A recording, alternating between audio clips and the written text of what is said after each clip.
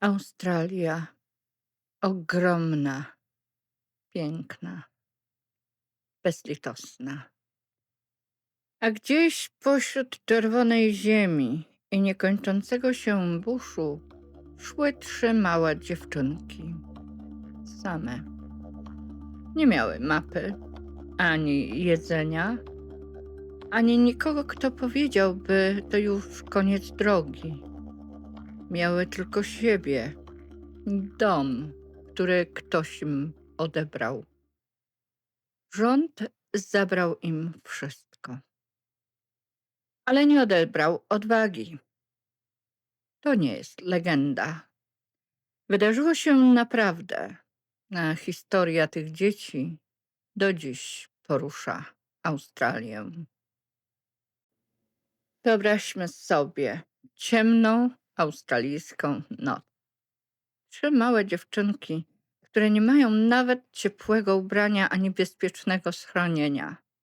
Ukrywają się pod krzakami, nasłuchując każdego dźwięku. Głodne, przemoczone, przerażone.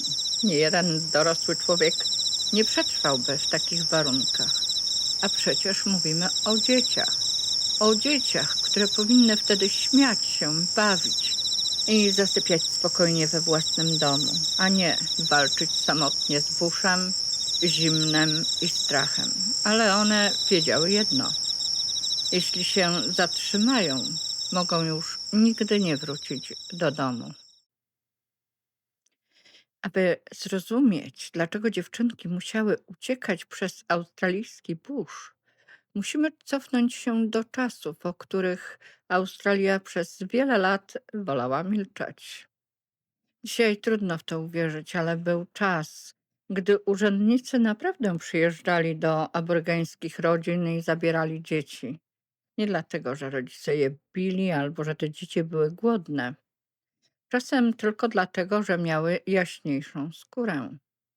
Wierzono wtedy, że aborygeńskie dzieci powinny zostać wychowane po europejsku, że trzeba je odciąć od języka, kultury i rodzin. Brzmi niewiarygodnie, ale przez dziesiątki lat w Australii działo się to naprawdę. Dzieci trafiały do misji, sierocińców albo do obcych rodzin. Wielu rodziców nigdy więcej nie zobaczyło swoich dzieci. Dziś nazywa się je Stolen Generations, skradzione pokolenia. Rodzicom często nawet nie mówiono, dokąd zabierane są dzieci. A miejsce, z którego pochodziły te trzy dziewczynki, nie było wybrane przypadkowo. W tamtym regionie, w pobliżu słynnego Rabbit Proof Fence, mieszkało wiele społeczności aborygeńskich. Dla władz to był teren, który należało, jak wtedy mówiono, uporządkować. To właśnie dzieci z takich miejsc były szczególnie narażone na odebranie rodzinom. Uważano bowiem, że jeśli pozostaną w swoich społecznościach, pozostaną również aborygenami. Dziś brzmi to okrutnie, ale właśnie tak wtedy myślano. I tak nadszedł rok 1931. Pewnego dnia urzędnicy przyszli po dzieci. Powiedziano im tylko jedno, że jadą do szkoły. Nie było żadnych dyskusji ani wyjaśnień. Po prostu dzieci zabrano. A przecież Molly, Daisy i Gracie nie były jedyne. Takich dzieci było tysiące. Ale dziś opowiadamy historię właśnie tych trzech dziewczynek. Dziewczynek, które trafiły do miejsca mającego je wychować. Oficjalnie był to ośrodek dla dzieci aborygeńskich. W rzeczywistości bardziej przypominał miejsce, w którym uczono je zapominać, kim są. Surowe zasady, obce twarze, ciche, zimne sale. Wieczorami dziewczynki leżały w swoich łóżkach, daleko od domu, słysząc płacz innych dzieci. Nie było tam poczucia bezpieczeństwa. Nie było ciepła rodzinnego domu. Była samotność. A nad wszystkim unosił się strach. Jednym z narzędzi utrzymywania dyscypliny była izolatka nazwana przez te dzieci The Book. Małe, zamknięte pomieszczenie, do którego trafiały dzieci uznane za nieposłuszne. Dla wielu z nich sama groźba zamknięcia tam była wystarczająca, by żyć w ciągłym lęku. Ale Molly zaczynała tam pojmować coś innego. Widziała, że to miejsce nie przygotowuje ich do powrotu do rodzin. Dziewczynki uczono przede wszystkim posłuszeństwa i pracy. Wiele z nich miało w przyszłości zostać tanią siłą roboczą, służącymi w domach białych rodzin. A to oznaczało jedno: jeśli zostaną tam dłużej, mogą już nigdy nie wrócić do domu. Gracie i Daisy ufały Molly bez wahania. Była najstarsza, najbardziej odważna i przede wszystkim wiedziała, gdzie jest dom.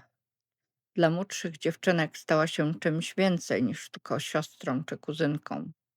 Była ich punktem odniesienia, kimś, kto mówił: idziemy dalej. Molly długo obserwowała ośrodek i ludzi, którzy tam pracowali.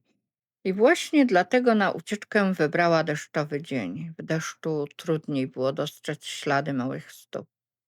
Strażnicy mniej chętnie ruszali w pościg przez mokry bóg. Hałas deszczu tłumił dźwięki. Nie był przypadkowy wybór. Ta mała dziewczynka planowała ucieczkę jak ktoś, kto wiedział, że od tego zależy całe ich życie. Plan ucieczki nie narodził się w jednej chwili.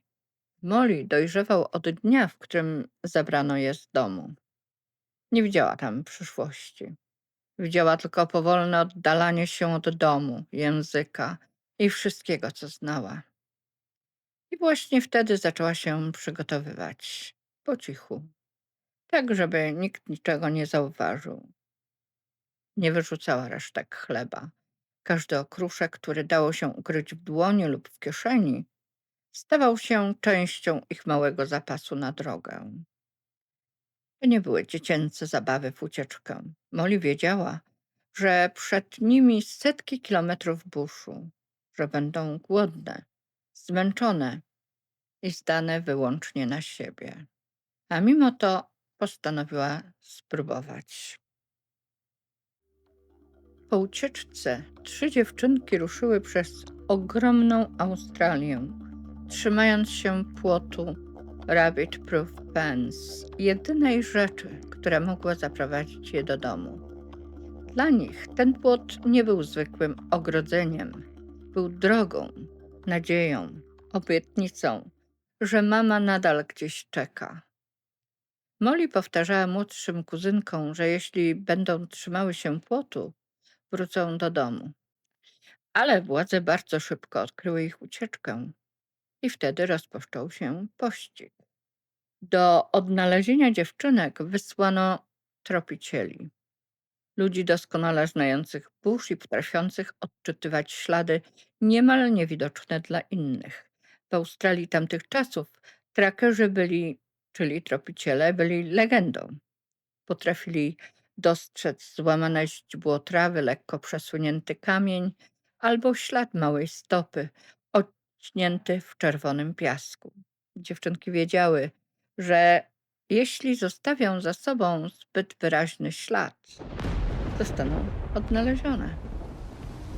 Dlatego Molly wybrała trudniejsze drogi, kamieniste podłoże, mokry teren po deszczu, miejsca, gdzie wiatr i pogoda mogły zatrzeć ślady ich małych stóp. Czasem ukrywały się godzinami w buszu, słysząc gdzieś w oddali głosy ludzi, którzy ich szukali.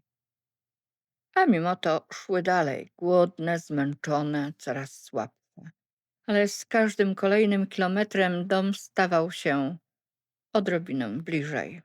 I może właśnie dlatego ta historia do dziś tak porusza ludzi, bo nie opowiada o wielkich armiach, politykach ani bohaterach z pomników. Opowiada o 3 małych dziewczynkach, idących samotnie przez ogromną Australię. Wyobraźmy sobie tę drogę, nieskończony burz, czerwoną ziemię rozgrzaną za dnia i lodowato zimną nocy. wiatr poruszający suchą trawą, odległe odgłosy ptaków i ciszę tak wielką, że aż przerażającą. A pośród tego troje dzieci, małe sylwetki idące wzdłuż drutu ciągnącego się aż po horyzont. Czasem głodne tak bardzo, że bolał je brzuch, czasem mokre od deszczu, czasem tak zmęczone, że zasypiały wtulone w siebie pod krzakami.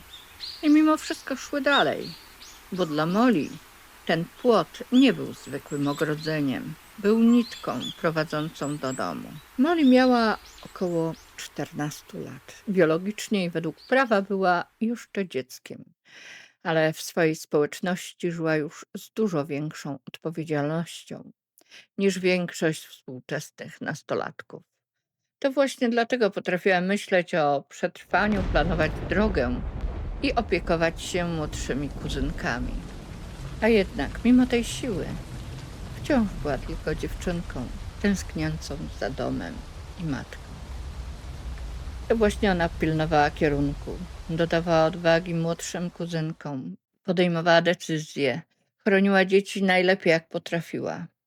Czasem zatrzymywały się nagle, słysząc gdzieś w oddali ludzi albo konie. Wtedy zapadała cisza. Dziewczynki przyciskały się do ziemi i czekały, aż niebezpieczeństwo minie. Nie wiedziały, czy ktoś ich szuka. Nie wiedziały, ile drogi jeszcze przed nimi. Wiedziały tylko jedno: nie mogą zawrócić, bo za nimi było miejsce, które próbowało odebrać im rodzinę, język i własną tożsamość. A przed nimi, gdzieś bardzo daleko, był dom. W filmie, który nakręcono na podstawie ich przeżyć, droga może się wydawać krótsza, prostsza. Ale prawdziwa rzeczywistość była znacznie bardziej brutalna. Mówimy przecież o dzieciach, które przez wiele dni szły przez australijski busz, praktycznie bez jedzenia, bez wygodnych butów i bez żadnego poczucia bezpieczeństwa. Ich stopy były poranione, ciała wycieńczone. A przecież każdego dnia trzeba było iść dalej. Czasem dziewczynki były tak zmęczone, że niemal zasypiały podczas marszu. Musiały znosić zimne noce, deszcz i nieustanny strach przed odnalezieniem. Małe dzieci, które zamiast myśleć o zabawie czy szkole, każdego dnia walczyły o przetrwanie i powrót do domu.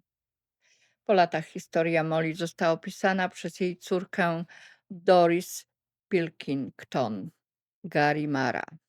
Właśnie ona napisała książkę Follow the Rabbit Proof Fence, dzięki której świat dowiedział się o losach jej matki, Daisy i Gracie. Ta książka nie była zwykłą opowieścią przygodową. Była próbą ocalenia pamięci, pamięci o dzieciach należących do tak zwanych Stolen Generations, skradzionych pokoleń Australii. I może właśnie dlatego ta historia do dziś porusza ludzi na całym świecie. Bo pod opowieścią o buszu, płocie i ucieczce kryje się coś znacznie głębszego. Tęsknota dziecka za domem. Niestety, nie wszystkim udało się wrócić. Podczas tej wyczerpującej drogi Gracie zaczęła słabnąć coraz bardziej. Była głodna, zmęczona, przerażona. Aż w końcu zaufała obcym ludziom, którzy powiedzieli jej, że pomogą jej wrócić do domu. Być może jej małe ciało i serce nie miały już siły walczyć dalej o wolność. I wtedy właśnie dziewczynki rozdzielono. To był jeden z najbardziej bolesnych momentów tej historii. Molly i Daisy ruszyły dalej same, przez burz, przez deszcz, przez niekończącą się Australię. I w końcu, po wielu tygodniach marszu, Molly wróciła do domu. Trudno dziś nawet wyobrazić sobie ten moment. Rodzina, która już prawie straciła nadzieję, i nagle gdzieś w oddali pojawia się mała sylwetka dziecka. Wychudzona, zmęczona, ale żywa. To nie było zwykłe powitanie. To była chwila, w której matka odzyskała swoje dziecko. Na krótką chwilę wydawało się, że najgorsze już minęło, no ale historia jeszcze się nie skończyła. Po pewnym czasie Molly została zabrana ponownie i cały koszmar wrócił. Bo taki właśnie był los wielu dzieci należących do Stolen Generations. Nawet gdy wracały do domu, system wciąż potrafił je odnaleźć. I może właśnie dlatego ta historia do dziś tak mocno boli Australię, bo nie opowiada tylko o przeszłości. Opowiada o dzieciach, którym odebrano coś, czego nie da się już zwrócić. Dzieciństwo, poczucie bezpieczeństwa i lata, których nigdy nie odzyskają. Daisy przez całe życie nosiła w sobie ślady tamtych wydarzeń, bo choć wróciła do domu, pewne rany już nigdy do końca się nie zgoiły. Trudno się temu dziwić. Jak dziecko ma zapomnieć moment, w którym zabrano je rodzinie? Jak ma zapomnieć samotność, strach i świadomość, że ktoś może znów przyjść? Wiele dzieci należących do Stolen Generations dorastało później z poczuciem wyrwania z własnego świata.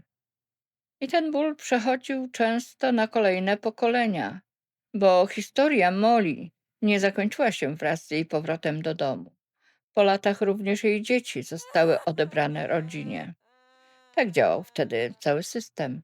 Jedno pokolenie po drugim. Jakby państwo próbowało przeciąć więzi rodzinne raz na zawsze.